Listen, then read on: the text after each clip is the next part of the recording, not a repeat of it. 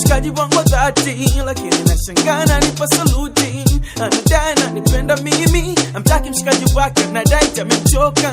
Kila siku wanakuja nyumbani, lalamika anataka kuwa nami. Ninaogopa namuuliza kwa nini. Oh yeah, namuuliza nijibu hataki. Anaanza kuwa mpole, excuse me miss, so sitaki. Ameshatizika na mimi, demi simwelewi. Anasema nataka mapenzi na mimi, huyu demi simwelewi. Anasema nataka mapenzi na mimi, huyu demi simwelewi. Anasema nataka mapenzi na mimi, huyu demi simwelewi. Anasema nataka mapenzi na mimi. Oh naropoka, ameshindwa maisha kuishi na mchizo mtaa.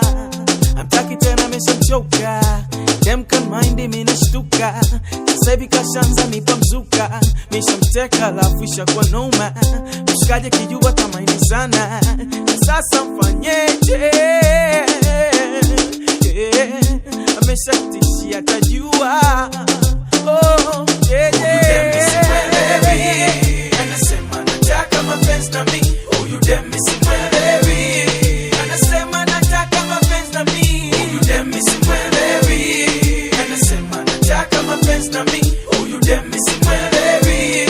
Anasema nataka mapenzi na mimi. Usimwelewe hivyo hivyo mwanangu, roka kicha wako kwambia kama kweli ameachana naye, hata ikiwa kaza naye.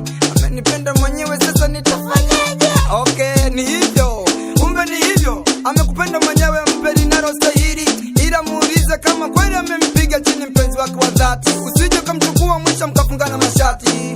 Kumbuka leo kwako, kesho kwa mwenzako, ujamjua wa kwako. Wengine tabia unazozifanya na yeye nazifanya kama za kwako.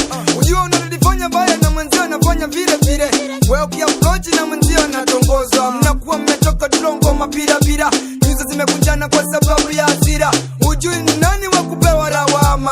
Huyu kukujuaje? Jiulize mwanangu. Achana na dema asiyekuwa na msimamo, useme wenzia malaya